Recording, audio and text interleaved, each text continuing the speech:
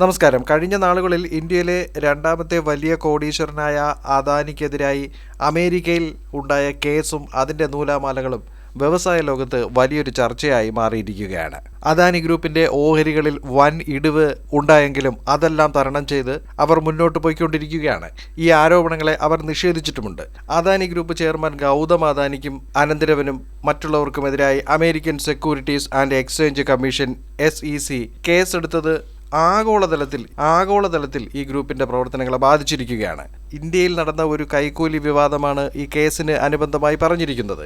അതായത് ഇന്ത്യയിൽ സ്ഥാപിക്കുന്ന ലോകത്തിലെ ഏറ്റവും വലിയ സൗരോർജ്ജ വൈദ്യുതി ഉൽപാദനവുമായി ബന്ധപ്പെട്ട് ആ വൈദ്യുതി വിൽക്കുവാനും അത് സംസ്ഥാനങ്ങൾ വാങ്ങുവാനുമായി ഉദ്യോഗസ്ഥർക്ക് കൈക്കൂലി നൽകിയെന്നാണ് ഈ ആരോപണം. ഈ വസ്തുതകളൊക്കെ മറച്ചുവെച്ചുകൊണ്ട് അമേരിക്കയിൽ നിന്നും കൂടുതൽ ധനശേഖരണം നടത്തി എന്നതാണ് അദാനിക്കെതിരെ ചുമത്തുന്ന ഏറ്റവും വലിയ കുറ്റം. ഇത് അമേരിക്കയുടെ നിയമമനുസരിച്ച് വലിയൊരു വഞ്ചന തന്നെയാണ്. ഇതെല്ലാം അദാനി ഗ്രൂപ്പ് നിഷേധിച്ചിട്ടുണ്ട്. എന്നാൽ ഇപ്പോൾ തന്നെ അദാനി കമ്പനിയുമായുള്ള സഹകരണത്തിൽ ലോകത്തിലെ പല രാജ്യങ്ങളും ഒരു പുനരാലോചന നടത്തുകയാണ്. അത് അദാനി ഗ്രൂപ്പിന്റെ ഭാവിയെ വളരെ ഗുരുതരമായി ബാധിക്കുന്ന തരത്തിലാണ് മുന്നോട്ട് പോകുന്നത്. ഈ വിവാദമുയർന്നതിനു പിന്നാലെ ഏകദേശം 2.7 ലക്ഷം കോടിയോളം രൂപയാണ് അദാനി ഗ്രൂപ്പിന് അവരുടെ വിപണി മൂല്യത്തിൽ നഷ്ടമായത്. അദാനി ഗ്രൂപ്പിലെ ലിസ്റ്റ് ചെയ്ത ഏതാണ്ട് 11ഓളം കമ്പനികളുടെ ഓഹരികളിലാണ് ഇത്രയും വലിയ ഇടിവ് ഉണ്ടായിരിക്കുന്നത്. അതിൽ ഏറ്റവും നഷ്ടമുണ്ടായിരിക്കുന്നത് അദാനി ഗ്രീൻ എനർജിക്കാണ്. അദാനിയുമായി കരാർ ഒപ്പിട്ട ആന്ധ്രാപ്രദേശ് ഇപ്പോൾ ഈ സൗരോർജ്ജ കരാർ റദ്ദാക്കുവാനുള്ള നടപടികളെക്കുറിച്ച് ആലോചിക്കുകയാണ് എന്നൊരു സൂചന പുറത്തുവിട്ടിട്ടുണ്ട്. എങ്ങനെയെങ്കിലും ഇതിൽ നിന്നൊന്ന് തലയൂരി കിട്ടുവാനാണ് ആന്ധ്രാപ്രദേശ് ഇപ്പോൾ നോക്കുന്നത്. അതുകൂടാതെ മറ്റൊന്ന്, മുംബൈയിൽ അദാനി ഗ്രൂപ്പ് നിർമ്മിക്കുന്ന ഒരു വമ്പൻ വിമാനത്താവളത്തിൻ്റെ പദ്ധതി മുന്നോട്ട് പോവുകയാണ്. അതിൻ്റെ നിർമ്മാണവും മറ്റ് നടപടികളുമൊക്കെ ഇനി വൈകും എന്നാണ് ഇപ്പോൾ വരുന്ന റിപ്പോർട്ടുകൾ.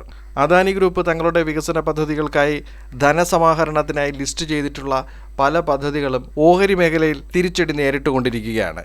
FMCG കമ്പനിയായ അദാനി വിൽമറിന്റെ ഓഹരി വിൽപ്പന ഇപ്പോൾ വൈകുകയാണ്. അത് വലിയൊരു നഷ്ടമാണ് അദാനി ഗ്രൂപ്പിന് വരുത്തിവെക്കുന്നത്. അദാനി വിൽമർ എന്ന ഈ കമ്പനിയിൽ വിൽമർ ഇന്റർനാഷണലിനും അദാനി എന്റർപ്രൈസസിനുമായി കമ്പനിയിൽ 86.8% ഓഹരികളാണ് ഉണ്ടായിരുന്നത്. ഓഹരി മേഖലയിൽ ഒരു കമ്പനി ലിസ്റ്റ് ചെയ്യുമ്പോൾ അതിന്റെ 25% പൊതു ഓഹരി പങ്കാളിത്തം വേണം എന്ന ഒരു നിബന്ധനയുണ്ട്. ഈ നിബന്ധന പാലിക്കുന്നതിനായി 2025 ഫെബ്രുവരി വരെയാണ് ഇപ്പോൾ അദാനി ഗ്രൂപ്പിന് സമയം നൽകിയിരിക്കുന്നത്. അതിൻ്റെ ഭാഗമായി ഈ മാസം പൊതു ഓഹരികൾ വിറ്റഴിക്കുവാനുള്ള നടപടിക്രമങ്ങൾ തുടങ്ങിയിരിക്കുന്ന സമയത്താണ് ഈ കേസും മറ്റ് നൂലാമാലകളും ഉയർന്നു വന്നത്.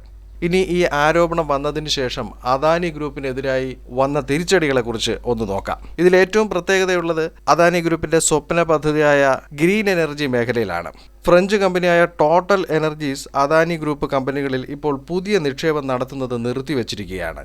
അതിന് കാരണമായി അവർ പറയുന്നത് US കേസിന്റെ വിവരങ്ങൾ മറച്ചുവെച്ചു എന്നതാണ്. അദാനി ഗ്രീൻ എനർജിയിൽ 20% പങ്കാളിത്തമാണ് ടോട്ടൽ എനർജീസിന് ഉള്ളത്.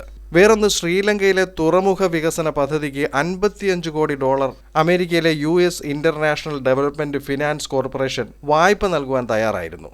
അവരും ഇപ്പോൾ ഇതിന്റെ സ്ഥിതിവിശേഷം പരിശോധിക്കും എന്നാണ് വ്യക്തമാക്കിയിരിക്കുന്നത്.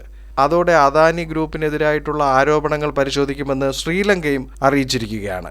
ഇനി കെനിയയിലെ കാര്യം നോക്കിയാൽ, കെനിയയിലെ പ്രധാന വിമാനത്താവളത്തിന്റെ നിയന്ത്രണം അത് അദാനി ഗ്രൂപ്പിന് കൈമാറുവാനുള്ള ഒരു പദ്ധതി ഉണ്ടായിരുന്നു. അത് ഇപ്പോൾ നിർത്തിവച്ചിരിക്കുകയാണ്. കെനിയയിലെ ജോമോ കെനിയാത്ത അന്താരാഷ്ട്ര വിമാനത്താവളത്തിൽ രണ്ടാമതായി ഒരു റൺവേ നിർമ്മാണം, അതുപോലെ പാസഞ്ചർ ടെർമിനലിന്റെ നവീകരണം, ഇതെല്ലാം ഉൾപ്പെട്ട $200 കോടി ഒരു വമ്പൻ പദ്ധതിയായിരുന്നു ഇത്. അതിൽ നിന്നും കെനിയൻ സർക്കാർ ഇപ്പോൾ പിന്മാറിയിരിക്കുകയാണ്. അദാനി എനർജി സൊല്യൂഷൻസുമായിട്ടുള്ള 30 വർഷത്തെ ഒരു പൊതു സ്വകാര്യ പങ്കാളിത്ത കരാറും കെനിയ ഇപ്പോൾ റദ്ദാക്കിയിരിക്കുകയാണ്. അതിനോടൊപ്പം തന്നെ ബംഗ്ലാദേശിലെ വൈദ്യുത വിതരണത്തിൽ പ്രമുഖ പങ്ക് വഹിക്കുന്ന അദാനി ഗ്രൂപ്പിന് അവിടെ നിന്നും ഒരു തിരിച്ചടി വാർത്ത വന്നിരിക്കുകയാണ്. അദാനി പവറിൽ നിന്ന് വൈദ്യുതി വാങ്ങുവാനുള്ള കരാർ അത് പുനഃപരിശോധിക്കുമെന്ന് ഇപ്പോൾ ബംഗ്ലാദേശിലെ പുതിയ സർക്കാർ വ്യക്തമാക്കിയിരിക്കുകയാണ്. ഈ കരാറിനെ കുറിച്ച് അന്വേഷണം നടത്തുവാനായി ഇപ്പോൾ ഒരു പ്രത്യേക കമ്മിറ്റിയെയും ബംഗ്ലാദേശ് നിയോഗിച്ചിരിക്കുകയാണ്. വേറൊന്ന്, അന്താരാഷ്ട്ര നിലവാരത്തിലുള്ള ഓഹരി നിക്ഷേപ കമ്പനികളുടെ റേറ്റിംഗും മറ്റു അപ്ഡേറ്റുകളും പതിവായി പുറത്തുവിടുന്ന മൂഡീസ്, അങ്ങനെയുള്ള റേറ്റിംഗ് ഏജൻസികളൊക്കെ അദാനി ഗ്രൂപ്പ് കമ്പനികളുടെ റേറ്റിംഗ് മൊത്തത്തിൽ വെട്ടിക്കുറച്ചു. ഇത് അദാനി കമ്പനികൾക്ക് വിദേശ രാജ്യങ്ങളിൽ നിന്ന് കൂടുതൽ വായ്പ എടുക്കുന്നതിന് വലിയ തടസ്സമായി മാറിയിരിക്കുകയാണ്. അങ്ങനെ ഇപ്പോൾ നടന്ന ഈ സംഭവ വികാസങ്ങൾ അദാനി ഗ്രൂപ്പിന് അന്താരാഷ്ട്ര തലത്തിൽ വായ്പ ലഭിക്കുന്നതിന് മാത്രമല്ല, ഇന്ത്യയിലെ ആഭ്യന്തര ബാങ്കുകളുമായി ഉണ്ടായിരുന്ന പല ധനസഹായ പദ്ധതികളിലും പ്രതിസന്ധി സൃഷ്ടിച്ചിരിക്കുകയാണ്. അങ്ങനെ പ്രതിസന്ധിയിൽ അകപ്പെട്ടു നിൽക്കുന്ന അദാനി ഗ്രൂപ്പിന് മറ്റൊരു സന്തോഷ വാർത്ത ലഭിച്ചത് സ്വകാര്യ ഇക്വിറ്റി സ്ഥാപനമായ GQG പാർട്ട്നേഴ്സിൽ നിന്നാണ്. ഈ പ്രശ്നങ്ങളൊക്കെ ഉണ്ടായെങ്കിലും ഞങ്ങൾ അദാനി ഗ്രൂപ്പിന് പിന്നിൽ ഉറച്ചു നിൽക്കുകയാണ്.